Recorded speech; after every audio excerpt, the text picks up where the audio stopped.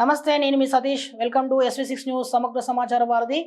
ఇప్పుడు మనం అంటే వంట నూనె మన కిచెన్లో వంట నూనె ఎంతో ముఖ్యం మనందరికి తెలిసిన విషయమే.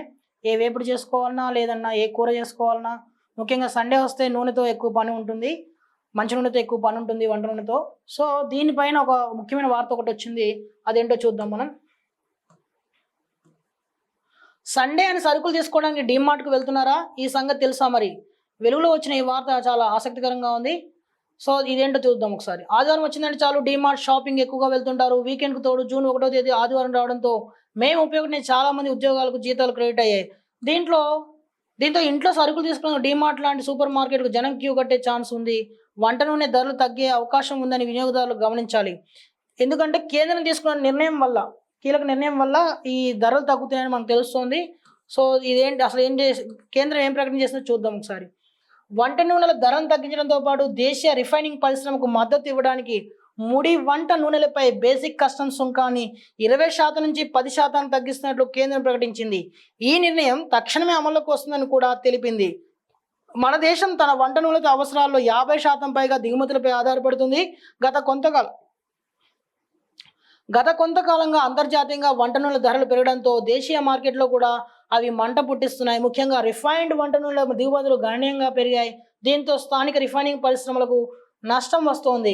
ముడి వంట నూనెలపై దిగుమతి సుంకం తగ్గించడం ద్వారా వినియోగదారులకు వంట నూనెల ధరలు తగ్గుతాయని భావిస్తున్నారు. ముడి నూనెలపై సుంకం తగ్గించి రిఫైన్డ్ నూనె సుంకాన్ని యథాతథంగా ఉంచడం వల్ల ముడి నూనె దిగుమతులు పెరుగుతాయి. ఇది దేశీయంగా నూనె శుద్ధి చేసే పరిశ్రమలకు ప్రయోజనం చేకూరుస్తుందని అధికార వర్గాలు తెలిపాయి. ముడి శుద్ధి చేసిన నూనెల మధ్య దిగుమతి సుంకం తేడాను 8.25% నుంచి 19.25% పెంచాలని పరిశ్రమ సంస్థలు solvent extractors association of India SEA, Indian vegetable oil producers association IVPA చాలా కాలంగా డిమాండ్ చేస్తున్నాయి. ఈ నిర్ణయంతో ఆ డిమాండ్ నెరవేరింది.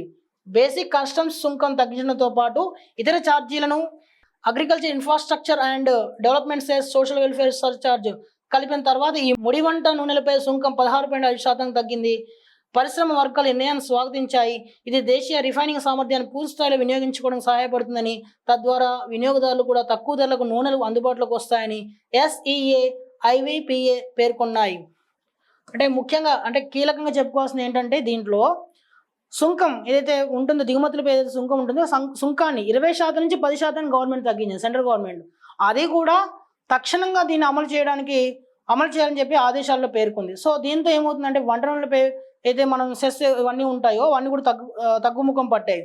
దీనివల్ల వంట నూనెలు ముఖ్యంగా దేశీయంగా తయారయ్యే ఉత్పత్తులు ఉంటాయో వాటి మీద భారం పడకుండా వాటిని మరింత పెంచే ఉద్దేశంతో సెంట్రల్ గవర్నమెంట్ ఈ నిర్ణయం తీసుకుంది. దీంతో వంట నూనెల ధరను తగ్గడంతో పాటు చాలామంది సామాన్యుడికి ఇది ఒక ఉపశమనంగా చెప్పుకోవచ్చు. ప్రతి ఇంట్లో జరిగే ఏ కార్యక్రమమైనా సరే ఆ కార్యక్రమానికి వంటలు చాలా అవసరం. ఆ వంటల్లో ఈ వంట నూనె అనేది ఎంతో ఉపయోగపడుతుంది. సో గవర్నమెంట్ తీసుకున్న నిర్ణయంతో చాలా మందికి ఉపయోగపడే అవకాశం ఉంది. ఇది స్పెషల్ న్యూస్. Thank you.